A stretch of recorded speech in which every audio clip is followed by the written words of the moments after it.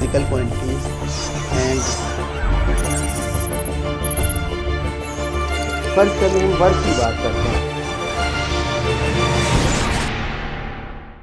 बिस्मिल्लाहिर्रहमानिर्रहीम। Dear students, एक बहुत ही इम्पॉर्टेंट टॉपिक हमारा जिसमें हमने एक्सेलरेशन और टेंशन दो चीज़ें फाइंड करनी हैं और कंडीशन ये है कि एक फ्रिक्शनलेस सरफेस है, पुली है, फ्रिक्शनलेस सरफेस के ऊपर एक बॉडी रखी हुई है मैस, जिसको मैंने यहाँ पे बी से शो किया है, और इसमें इसके साथ एक स्ट्रिंग अटैच की गई है और उस स्ट्रिंग को फ्रिक्शनलेस पुली से पास करके यहाँ पे उसके साथ एक और बॉडी अटैच की गई है जिसको मैंने यहाँ पे कैपिटल ए के साथ शो किया है। लेट्स सपोज़ ये बॉडी हमारे पास ए जो है इसका मैस m1 है और बॉडी बी जो है उसका मैस m2 है।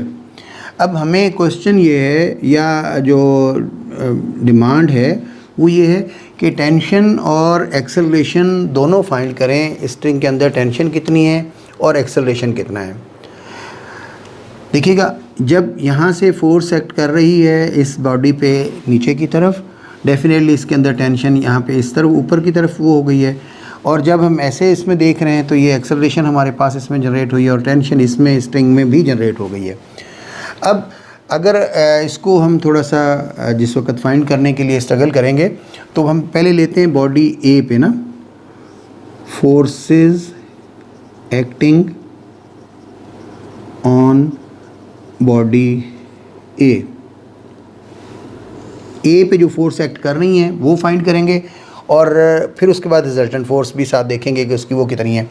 अच्छा, इसमें कंडीशन ये है कि बॉडी बी जो है उसका मैस ज़्यादा है और बॉडी एम से बॉडी ए से, it means m2 is greater than m1। mass of body B is slightly greater than mass of body A. It means m2 is greater than m1. अब हमने ये बॉडी A ली है, इस पे जो forces act कर रही हैं उनको हम देखते हैं। देखिएगा, एक तो ऐसे डाउनवर्ड एक्ट कर रहा है वेट, जिसको हम यहाँ पे कहेंगे m1g, क्योंकि m1 का था इसलिए हमने कह दिया m1g, और ये हो गया डाउनवर्ड डायरेक्शन, इसका डाउनवर्ड डायरेक्शन है। देखिएगा, बॉडी ए पे जो फोर्स एक्ट कर रही है वो कौन सी है? डाउनवर्ड एक्ट करने वाली फोर्स, वेट। अच्छा, जो स्ट्रिंग के अंदर टेंशन जनरेट हुई है वो टेंशन है, टी से हम उसको शो कर लेते हैं, मैं लिख देता हूँ, टेंशन भी इसमें जनरेट हुई है, डायरेक्शन इसका क्या है? अपवर्ड है। अच्छा, यस। अच्छा देखें, इसमें दो फोर्सेस एक्ट कर रही हैं बॉडी में। एक हमारे पास है वेट, जो मैंने अभी लिख दिया यहाँ पे m1g डाउनवर्ड, और ऊपर की तरफ हमारे पास टेंशन है, तो ये। अच्छा, इस कंडीशन में नेट फोर्स अगर हम देखते हैं तो wait minus tension, weight downward act कर रहा है, minus tension equal net force. जो वेट है इस वक्त यहाँ पे वो टेंशन से ज़्यादा है, जिसकी वजह से वेट से हमने टेंशन को माइनस किया, हमारे पास नेट फोर्स आ जाएगा, रिजल्टेंट फोर्स आ जाएगा। अच्छा, अब ये देखिएगा, क्योंकि बॉडी हमारे पास इसका m1 मैस था तो ये हमारे पास आ गया m1g, weight of body A is m1g minus T. Second law जो है हमारा न्यूटन सेकेंड लॉ, उसमें हमने पढ़ा था F is equal to ma, तो ये नेट फोर्स हमारे पास ma हो जाएगा, क्योंकि फर्स्ट बॉडी है इसलिए m1a। तो ये हमारे पास एक इक्वेशन बन गई फर्स्ट। देखिएगा, wait minus tension equal net force, तो इसमें वैल्यूज़ जब हम पुट करते हैं m1g minus T equal m1 minus T equal m1 a। अच्छा, अब ये फर्स्ट इक्वेशन जो हमारे पास बन गई है, इसके बाद हम देखेंगे फोर्सेस जो बॉडी बी पे एक्ट कर रही हैं। अगर आप देखें, बी पे जो फोर्सेस एक्ट कर रही हैं, एक वेट है डाउनवर्ड डायरेक्शन में एक्ट कर रही है, एक अपवर्ड डायरेक्शन में नॉर्मल रिएक्शन है, क्योंकि सरफेस के ऊपर जब कोई चीज़ रखी जाती है तो उस पर वेट डाउनवर्ड एक्ट होता है और अपवर्ड नॉर्मल रिएक्शन होता है। टेंशन जो है इस स्ट्रिंग में जनरेट हुई है, तीन डिफरेंट फोर्सेस एक्ट कर रही हैं। आप देखिएगा, एक तो हमारे पास हो गया weight, forces acting on body B, इसमें एक तो हमारे पास है वेट डाउनवर्ड डायरेक्शन में,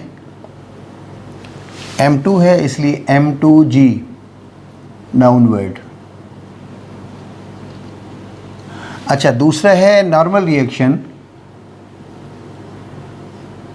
अपवर्ड डायरेक्शन में, नॉर्मल रिएक्शन, ये भी एक फोर्स है जो अपवर्ड डायरेक्शन में एक्ट कर रही है, अपवर्ड डायरेक्शन में।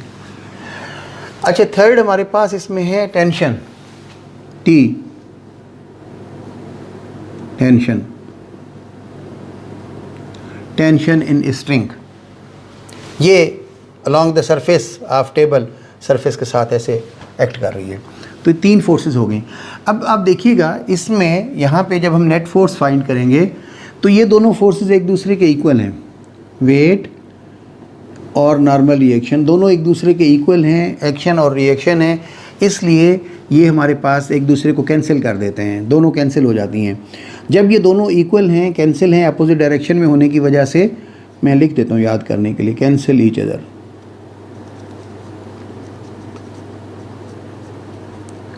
इक्वलिटी की वजह से।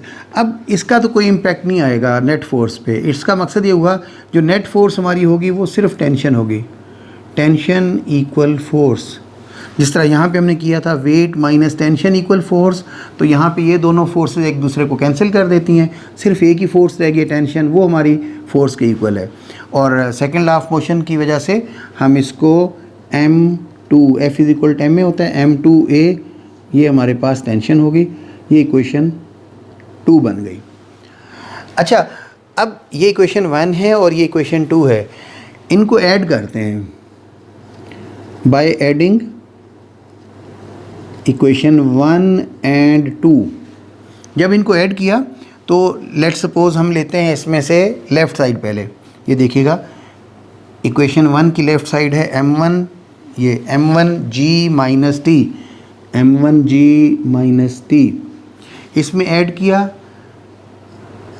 लेफ़्ट साइड सेकंड की इक्वल, ये हमारे पास है right side M1A plus M2A।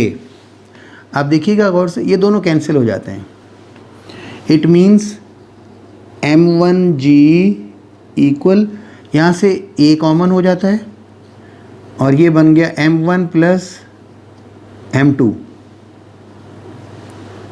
देखिए हमने एक्सेलरेशन फाइंड करना था, तो एक्सेलरेशन आ गया हमारे पास M1G divided by M1 plus M2। ये हमारा एक प्रोजेक्ट कंप्लीट हो गया कि एक्सेलरेशन हमने फाइंड करना था, उसको फाइंड करने के लिए हमारे पास हो गया M1G minus M1G over M1 plus M2। It means जब भी कोई क्वेश्चंस होंगे तो जो भी हमारे पास यहाँ पे M1 स्मॉलर मैस गिवन होगी वो लिखेंगे, G से मल्टीप्लाई करेंगे, M1 प्लस M2 से डिवाइड करेंगे, एक्सेलरेशन हमारे पास आ जाएगा। अच्छा, अब टेंशन फाइंड करने के लिए हम इस एक्सेलरेशन की वैल्यूज़ को पुट करते हैं इक्वेशन 1 में या 2 में, जिसमें भी पुट कर लें। अगर फ़र्ज़ करें हम 1 में पुट करेंगे, देखें ये टेंशन माइनस में आएगी, नेगेटिव में मिलेगी हमें, जब माइनस में आएगी फिर हमें प्लस में चेंज करना पड़ेगा, इसलिए मुश्किल होगी, तो हम ज़्यादा बेहतर है इसमें वैल्यूज़ पुट करते हैं। Putting values of A in equation number 2।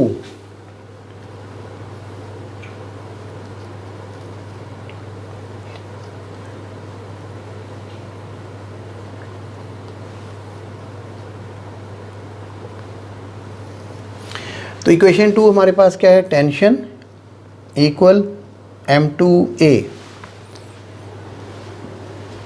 हम इसमें वैल्यूज़ पुट करेंगे, टेंशन इक्वल M2। देखिएगा ये A जो है हमारा, इसको रिप्लेस करेगा, A की वैल्यूज़ ये आएंगी हमारे पास M1G, ये वाली वैल्यूज़ की मैं बात कर, M1G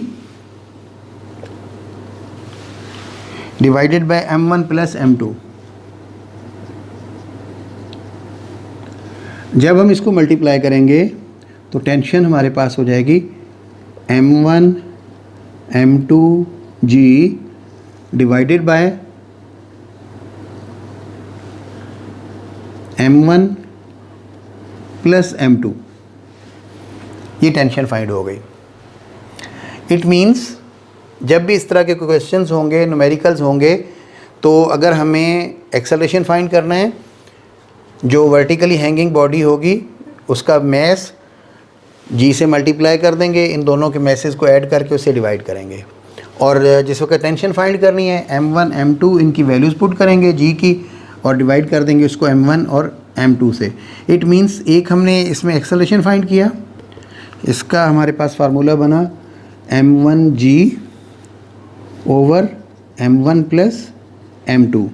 दूसरी टेंशन हमने फाइंड की, वो हमारे पास हो गई है M1 M2G divided by M1 plus M2। ये डिमांड थी हमारी क्वेश्चन की, फाइंड करें एक्सेलरेशन और टेंशन। तो हमने वो फार्मूले जो है वो ड्राइव कर लिए अल्हम्दुलिल्लाह। अब उसके बाद जो है सॉल्व्ड एग्जांपल है इसी के साथ बिल्कुल जो जिसमें ये फार्मूले यूज़ होंगे, तो प्रैक्टिस के लिए उसको भी अभी हम सॉल्व कर लेते हैं। अच्छा, कुछ स्टूडेंट्स इसके बारे में कहते हैं कि जी नोट्स का कोई इशू आ रहा है, तो आप जो है नोट्स के लिए डिस्क्रिप्शन बॉक्स में जाके, वहाँ डिस्क्रिप्शन में जाके ड्रॉप बॉक्स जो है उसका लिंक है वहाँ पे गिवन, वो ले लें और वहाँ से नोट्स जो है इस चैप्टर के पूरे डाउनलोड करें। ये सारा लिखा हुआ उसी तरह आपको उसमें मिलेगा और उसके बाद इसको आप पढ़ें, याद करें। अब हम उस न्यूमेरिकल को सॉल्व करते हैं। अच्छा, इसमें जो सॉल्व्ड एग्जांपल है 3.5, एक बहुत बड़ा सा क्वेश्चन है। इसमें हमें कहा गया है कि 2 meshes of 4 kilogram and 6 kilograms are attached to the ends of inextensible string which passes over frictionless pulley such that mass 6 kilogram is moving on the frictionless surface, horizontal surface, and 4 kilogram is moving down vertically downward। तो it means जो इसमें हमारे पास जो vertically downward होने वाली force है वो M1, ये कितनी है 4 किलोग्राम, सॉरी 4 kg, और जो सरफेस पे रखी हुई है उसे हम M2 वो लेते हैं, M2 that is 6 kilogram. Find क्या करना है इसमें, एक्सेलरेशन और साथ टेंशन। वैल्यू ऑफ G हमें नोन है 10 मीटर पर सेकंड स्क्वायर। अच्छा, जब हम इसको जो है ना फार्मूला इसके लिए यूज़ करेंगे एक्सेलरेशन फाइंड करने के लिए, अभी हमने इसी लेक्चर में इसको पढ़ा भी है कैसे इसको फाइंड किया था, ठीक है। उसके बाद वो फार्मूला जो आखिर में ड्राइव किया हमने वो यूज़ करते हैं। वो फार्मूला था M1G, acceleration equal M1G over M1 plus M2। इसमें वैल्यूज़ पुट करते हैं।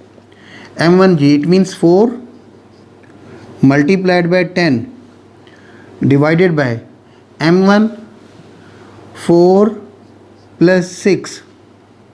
तो आप ये देखिएगा 4 into 10 over 10, 40 over 10। Acceleration equal 40 divided by 10, 4 metre पर सेकंड स्क्वायर। आप या इसको 10 को कैंसिल कर दें, डायरेक्ट 4 आ जाएगा। 4 मीटर पर सेकंड स्क्वायर एक्सेलरेशन हो गया। अच्छा, अब हमने टेंशन फाइंड करनी है, यानी ये जो है मैंने एक्सेलरेशन फाइंड किया, अब हम टेंशन फाइंड करते हैं। टेंशन फाइंड करने के लिए जो फार्मूला भी ड्राइव किया था हमने वो है T equal M1 M2G divided by M1 plus M2। इस केस में देखिएगा वैल्यूज़ पुट करते हैं, M1 4, M2 6 और साथ ही हमारे पास है G 10 ओवर M1 4 प्लस 6। इसमें भी 4 प्लस 6 10 हो जाएगा, इसे आप डायरेक्ट काट सकते हैं। और अगर आप इनको मल्टीप्लाई करते हैं तो ये देखिएगा 24 और 10 240 डिवाइडेड बाय 10। तो जब हमने इसको डिवाइड किया 10 से, 24 न्यूटन, ये टेंशन आ गई जनाब। तो दोनों आंसर्स फाइंड कर लिए। एक्सेलरेशन आया 4 मीटर पर सेकंड स्क्वायर, टेंशन हमारे पास है 24 न्यूटन्स।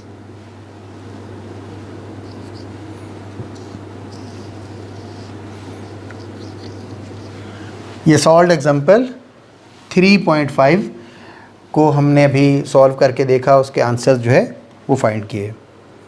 आप इस क्वेश्चन की प्रैक्टिस कीजिएगा, इंशाल्लाह ताला आपको ये क्वेश्चन बहुत अच्छी तरह समझ आया होगा। नेक्स्ट वीडियो के साथ बाद में इंशाल्लाह हाज़िर होऊंगा। अल्लाह ताला आपको बहुत खुश रखे। Thank you very much.